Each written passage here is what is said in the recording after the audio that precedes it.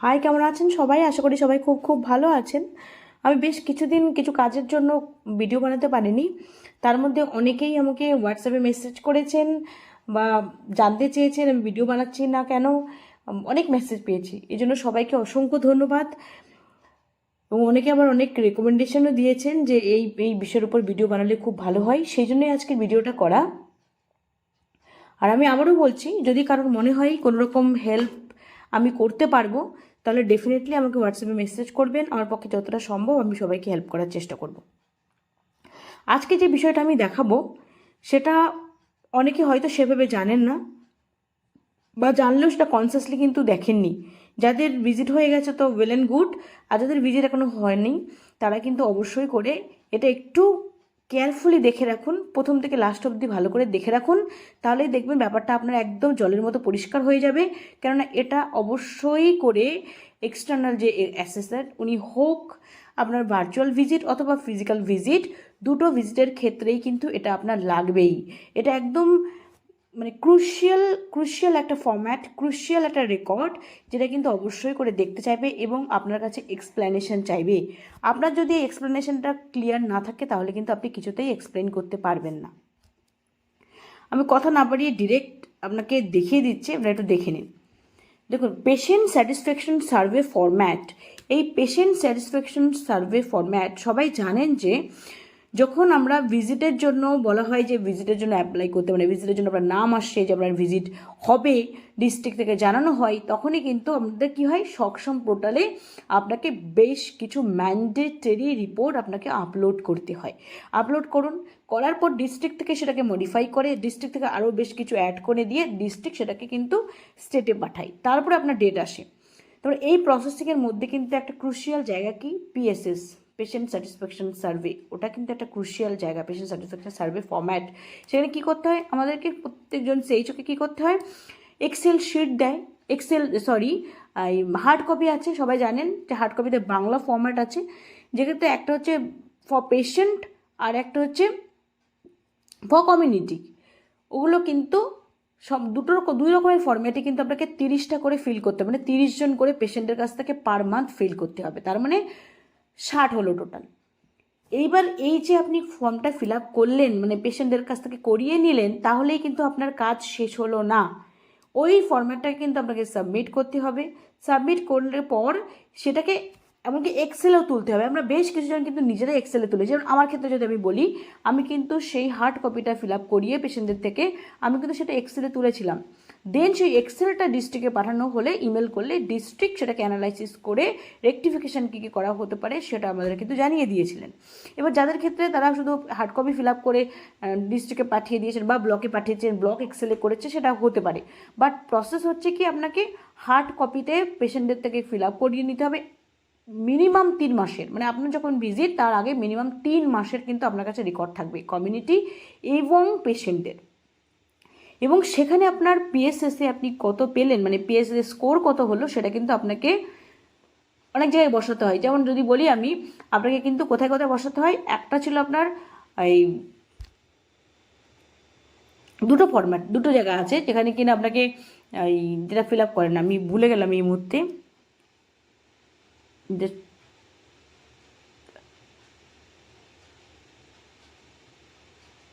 ও outcome, যেটা হচ্ছে outcome indicator, outcome, সেই আউটকামে ওখানে কিন্তু ফিল আপ করতে হয়। ওখানে কিন্তু বসাতে হয় আপনাকে যে পেশেন্টের স্যাটিসফ্যাকশন। আমি একবার দেখিয়ে দিই, জাস্ট 1 সেকেন্ড। হ্যাঁ, কেপিআই এবং যে আউটকাম ইন্ডিকেটর, কেপিআই এবং আউটকাম, সেখানে কিন্তু আপনাকে বসাতে হয়। দেখুন এই ক্ষেত্রে কিন্তু আছে, এইখানে দেখুন, এখানে পরিষ্কার করে দেওয়া আছে ক্লায়েন্ট স্যাটিসফ্যাকশন স্কোর। একটু বড় করে দেখাই, দেখুন ক্লায়েন্ট স্যাটিসফ্যাকশন স্কোর বা পেশেন্ট স্যাটিসফ্যাকশন স্কোর, পিএসএস, সেখানে কিন্তু দেখুন এখানে পেশেন্টস আর হচ্ছে পেশেন্ট স্যাটিসফ্যাকশন স্কোর কমিউনিটি, এই দুই জায়গাতে কিন্তু আপনাকে মাস ধরে ধরে কিন্তু আপনাকে বসাতে হবে, অ্যাটলিস্ট লাস্ট 3 মাসে কিন্তু থাকতে হবে। তাহলে এই ক্ষেত্রে যদি আপনি বসাতে হয় তাহলে কিন্তু আপনাকে অবশ্যই করে হার্ড কপি থেকে সেটা কিন্তু আপনাকে এক্সেলে তুলতে হবে। আশা করি সবাই বুঝতে পেরেছেন।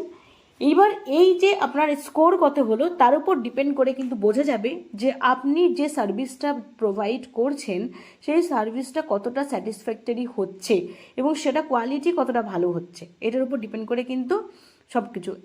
নট অনলি দ্যাট, আপনি যখন সক্ষম পোর্টালে আপলোড করছেন সেখানেও কিন্তু আপনাকে এই রিপোর্টটা তুলতে হচ্ছে যে পিএসএস যে স্কোর, পিএসএস স্কোর কত, সেটা কিন্তু আপনাকে মাসে মাসে বসাতে হচ্ছে। তো স্বাভাবিকভাবে এটা খুব ক্রুশিয়াল একটা ফ্যাক্টর। এবার এই যে আপনি এটা সাবমিট করলেন, মানে আপনি হার্ড কপি যে পেশেন্টদের থেকে ফিল আপ করে নিলেন, সেগুলোকে সাবমিট করলেন, সেটা এক্সেল হলো।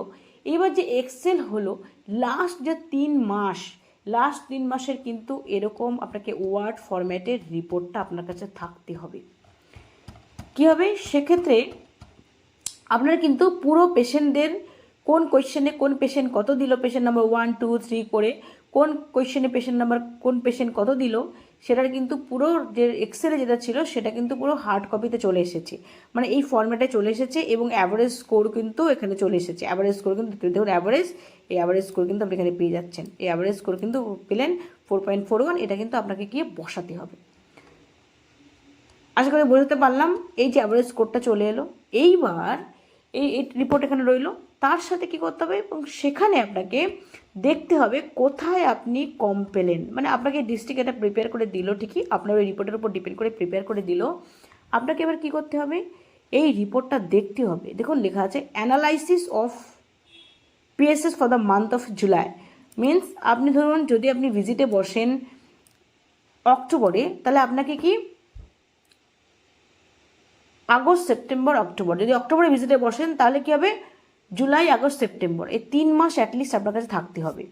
তাহলে যদি আমি জুলাইয়ের দেখলাম, আমি ধরুন এটা জুলাইয়ের, তাহলে জুলাই কী হলো, আপনার যে প্রত্যেকটা যে কোয়েশ্চেন আছে, 16টা যে কোয়েশ্চেন আছে, সেই 16টা কোয়েশ্চেনের প্রত্যেকটা কোয়েশ্চেনের এগেনস্টে যে 50 জন পেশেন্ট বা 30 জন পেশেন্ট যে আপনাকে স্কোরটা দিল, সেটা অ্যাভারেজ হয়ে বেরিয়ে এলো।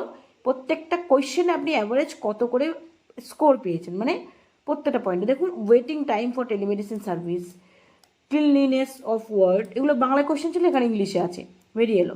এইখান থেকে আমার ক্ষেত্রে যদি আমি বলে থাকি, তাহলে আমার ক্ষেত্রে আমি এরকম লাল মার্ক করা আছে যেগুলোতে আমি কম পেয়েছি, মানে পেশেন্ট আমাকে কম মার্কস দিয়েছে। কী আছে 1 নম্বর, সবচেয়ে কম যেটাই পেয়েছি সেটা হচ্ছে এটা কী আছে, level of satisfaction over availability of clean drinking water, সেক্ষেত্রে 3.68 পেলাম। আরেকটা কোথায় কম, সেটা কি solution for patients problem, patient যে প্রবলেমগুলো বলে সেই পেশেন্টের প্রবলেম কতটা সলভ হয় সেটা। আরেকটা কি level of satisfaction over patients care given during visit, মানে হোম ভিজিটে যখন যাওয়া হয় তখন পেশেন্টের যে কেয়ার দেওয়া হয় সেটা স্যাটিসফ্যাকশন লেভেলটা কত। এই 3টে জায়গায় আমি কিন্তু কম পেয়েছি। এই যে কম পেলাম, এই যে ল্যাকিংটা আমার হলো, এই ল্যাকিংটা যেখানে হলো এটা অ্যানালাইসিস। এবার এই ল্যাকিংয়ের জন্য আমরা কী করেছি সেটাও কিন্তু আমাকে শো করতে হবে। এক্ষেত্রে দেখুন আবার গ্রাফিক্যাল ফরম্যাটে দেখুন প্যারেটো চার্ট, আপনারা যেটা করেছেন দেখবেন গ্যাপ অ্যানালাইসিস সেখানে কিন্তু করেছেন প্যারেটো চার্ট। প্যারেটো চার্ট কী, প্যারেটো চার্ট আপনি গ্যাপ পেলেন, সেটা প্যারেটো চার্ট ফর প্রায়োরিটাইজেশন, মানে কোন প্রবলেমটা আপনি আগে সলভ করতে পারেন, ইজিলি সলভ করতে পারেন এবং কোনটা ক্রুশিয়াল, সেই প্যারেটো চার্ট করে কিন্তু এখানে শো করা হচ্ছে যে প্রবলেমগুলো যে বেরিয়ে এলো সেটা কিন্তু প্যারেটো চার্ট করে বেরিয়ে এলো। এইবার এই প্যারেটো চার্টের উপর ডিপেন্ড করে দেখুন এখানে আবার বলা, আবার সেটাকে অ্যানালাইসিসগুলো হলো কি, after careful analysis of the above table রইলো প্লাস ওইখানে যে অ্যাভারেজগুলো স্কোর এলো সেটা দেখে, it appears that the following parameters are lying in the range of 3 to 4, 3 to 4 range, 4 বেশি নয়, 3 থেকে 4 মধ্যে, তার মানে এটা লো লেভেলে আছে। কি level of satisfaction over availability of drinking water 1 number, solution of patients problem 2 number, level of satisfaction over patients care given during visit, না একটা patient house hold visit by family health, এই ফ্যাসিলিটি হেলথ কেয়ার ওয়ার্কার্স, এগুলোতে আমি 3 থেকে 4 মধ্যে পেয়েছি, মানে 4 থেকে বেশি হওয়া উচিত, সেটা হয়নি, 3 থেকে 4 মধ্যে পেয়েছি। গেল, this points should be addressed, মানে should be solved first and to be given more importance and as such needed to be improved to increase the satisfaction of the patient। তার মানে এই যে প্রবলেমগুলো পেলাম এটা কিন্তু ইমিডিয়েটলি অ্যাড্রেস করতে হবে, সলভ করতে হবে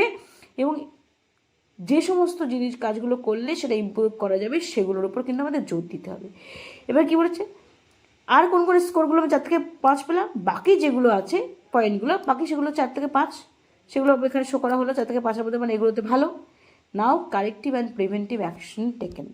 আমার ক্ষেত্রে আমি যেটা ফেস করেছিলাম, আমার কিন্তু এক্সটার্নাল অ্যাসেসর কিন্তু আমাকে আস্ক করেছিলেন এবং পরের দিনও, ভিজিটের পরের দিনও কিন্তু আমাকে জানতে চেয়েছিলেন যে আপনি লাস্ট যে মান্থের, আমার অগস্টে হয়েছিল, জুলাইয়ের লাস্ট মান্থের আপনি কি করেছিলেন হার্ড কপিটা আমাকে শেয়ার করুন। তখন কিন্তু আমি হার্ড কপিটা ওদেরকে শেয়ার করেছিলাম, এই হার্ড কপিটা শেয়ার করেছিলাম। এখানে দেখুন আমাকে আস্ক করেছিল যে আপনার কোথায় কোথায় গ্যাপিং হয়েছে, কোথায় কোথায় গ্যাপ আছে, কোথায় কোথায় প্রবলেম হয়েছে, এবং সেখানে আপনি কারেক্ট এবং প্রিভেন্টিভ অ্যাকশন কী কী নিয়েছেন। তখন কিন্তু আমি এটা বের করে দেখে বলেছিলাম এবং বলেছিল ইমিডিয়েটলি আমাকে পাঠান, এবং সেটা পাঠাতে করা যে আছে সেটা জানার জন্যই ওরা কিন্তু ইমিডিয়েট পাঠাতে বলেছে। তখন আমি ইমিডিয়েট এটা পাঠিয়েছিলাম। এবার দেখুন level of satisfaction over availability of drinking water. তাহলে আমি বলছি আমি কী করেছি, in the monthly meeting it has been decided that the level of satisfaction over availability of drinking water for patients and his relative should be maintain in the facility. তাহলে এটাকে maintain করতে হবে। BMHO requested to engage BPHN or senior PHN of the block to take care about the water testing part with the help of nearby PH department on monthly basis. Nearby যে PH department আছে তারা এসে যাতে water টেস্টিংটা monthly basis করিয়ে নেয়। এটা BPH দিদিকে যেন BPH যে দিদি আছেন তাকে যেন এঙ্গেজ করে BMO, সেটা জন্য রিকোয়েস্ট করা হয়েছে। এ মান্থলি মিটিং আর register of the sample collection and report recorded for further reference. এবং তারপরে একটা monthly meeting and register of the sample collection and report recorded for further reference, এবং তার জন্য একটা মান্থলি মিটিং এবং তার জন্য স্যাম্পল কালেকশনের যে রেজিস্টার সেগুলো কিন্তু রেডি করা হয়েছে।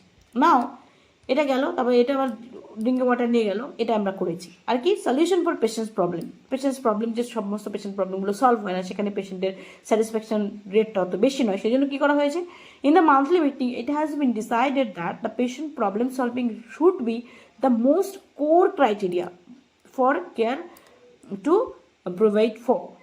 As such it is impertinent that CHO along with their team should always focus on relieving patients from their disease, guiding them to better treatment opportunities whenever necessary through appropriate referral and follow-up afterward. তার মানে কি হচ্ছে, তার ফলে আমরা বুঝে গেছি যে আমাদের যে পেশেন্টের যে পেশেন্টের যে প্রবলেম কতটা সলভ হচ্ছে সেই জায়গাটা কিন্তু একটা ল্যাকিং আছে। তাহলে আমাদের সেক্ষেত্রে কিন্তু গুরুত্ব দিতে হবে, এবং যে CHO যিনি আছেন তার টিম মেম্বারদেরকে নিয়ে এমন কিছু স্টেপ নেবেন যাতে কিনা ওদের যে ডিজিজে সাফারিং সেটা থেকে তারা রিলিফ পায় ইমিডিয়েটলি, এবং বেটার অপরচুনিটি যাতে ওরা অ্যাক্সেস করতে পারে বা বেটার রেফারেল ফেসিলিটি যাতে অ্যাক্সেস করতে পারে, ফলো আপ করা যায়, সেটা যাতে করা হয়, সেই নিয়ে আমরা একটা ডিসকাশন করেছি এবং সেই নিয়ে আমরা প্ল্যান করেছি। হলো একটা।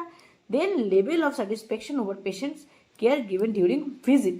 In the monthly quarterly meeting, monthly quality meeting, this issue was discussed and this situation could be improved if the healthcare provider attend the patients with sufficient attention as soon as possible after addressing them onward.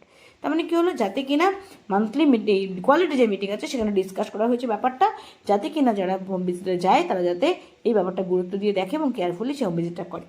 And also by maintaining a cordial and empathetic behavior, cordial এবং empathetic behavior করতে হবে with all patients, especially with mothers, where their dignity and privacy should be entrusted with will satisfy the patients. তার মানে কি, যে ভিজিটের সময় অবশ্যই তাদের সাথে কর্ডিয়ালি বিহেভ এবং এম্প্যাথেটিক বিহেভ করতে হবে, স্পেশালি যাদের প্রেগনেন্ট মায়েরা আছে তাদের সাথে ডিগনিটির সাথে এবং তাদের প্রাইভেসি দিতে হবে, যাতে কিনা ওদের স্যাটিসফ্যাকশনটা দেওয়া যায়, যাদের ওদের বিশ্বাসটা অর্জন করা যায়। The CHO and ANM will look after the matter, এবং CHO এবং ANM look after the matter, সেটা নিয়ে ওরা ভেবেছে যে এই ব্যাপারটা তারা দেখবে। Now patient house hold visit by facility health care worker, এগুলো তো ল্যাকিং ছিল। তাই it has been decided in the monthly quality meeting that with ANM and ASHA regarding home visit of the health worker that regular home visit and maintaining record of such visits will be conducted after careful planning. Daily reporting and GPS confirmation of the home visit are to be kept as record. মানে কি, daily home visit ওরা করছে কিনা, যাচ্ছে কিনা, সেটা daily reporting যাতে তারা দেয়, এবং GPS ক্যামেরার সমেত যাতে পিকচার তুলে পাঠায় প্রুফ সমেত, সেটা কিন্তু এনশিওর করতে হবে। And CHO will look over this matter so that improvement can be made in this point. এটা এই যে স্টেপগুলো কিন্তু নেওয়া হয়েছে ফর এই প্রবলেমগুলো সলভ করার জন্য। এবার আমার এখানে যেটা বলা সেটা হচ্ছে ডিস্ট্রিক্ট হয়তো করে দিল, আপনার কি প্রবলেম পেলো, হার্ড কপি থেকে দেখে সেটা করে দিল, এক্সেল করে দিল, এটাও বানিয়ে দিল। কিন্তু আপনাকে অবশ্যই জানতে হবে যে আমার লাস্ট মান্থে বা লাস্ট 3 মাসে যেই রিপোর্টটা, আমি 3 মাসে, ধরুন আমার জুলাই মাসে কোথায় কোথায় আমার ল্যাকিং আছে, এবং সেই ল্যাকিংটাকে সলভ করার জন্য, ঠিক করার জন্য আমি কি কি স্টেপ নিলাম। মানে মিনস আপনি স্টেপ নিলেন হয়তো একটা, বাট এখানে দেখানো আছে অন্য, তাহলে কিন্তু কেস। তাহলে কি করতে হবে, আমাকে জানতে হবে যে ডিস্ট্রিক্ট থেকে যে আমাকে করে দিয়েছে, বা আপনি যদি করেছেন যেভাবে করা হোক না কেন, যেটা আমার কাছে হার্ড কপি আছে, এগুলো করা আছে, যেটা আমি শো করব এক্সামিনারকে, আমি দেখে নেব যে আমার ক্ষেত্রে আমি কারেক্টিভ এবং প্রিভেন্টিভ অ্যাকশন কী কী নিয়েছি, কী রেকর্ড করা আছে, এখানে লেখা আছে, সেটা অবশ্যই করে পড়ে নেবেন এবং তার জন্য প্রিপেয়ার হবেন, যাতে কিনা অ্যাসেসর আপনাকে আস্ক করলে ডেফিনেটলি আপনি এটাকে এক্সপ্লেন করতে পারেন। এই ছিল আজকে বিষয়। আশা করি সবার জন্য এটা খুব প্রয়োজনীয় হবে। আপনারা কাইন্ডলি একবার নিজেদেরটা চেক করে নেবেন, না করা থাকলে এটা করে নেবেন। এটা কিন্তু ম্যান্ডেটরি একটা জায়গা লাগবেই, এটা করে নেবেন, করে নিয়ে আপনি ভিজিটের জন্য প্রিপেয়ার হয়ে যান। ভালো থাকবেন সবাই। যদি ভিডিওটা ভালো লেগে থাকে অবশ্যই করে একটা লাইক করবেন, চ্যানেলে নতুন হলে সাবস্ক্রাইব করবেন, আর যদি মনে হয় আপনার ফ্রেন্ডদের এটা প্রয়োজন তাহলে ডেফিনেটলি শেয়ার করবেন। ভালো থাকবেন সবাই, বাই, দেখা হবে নেক্সট ভিডিওতে।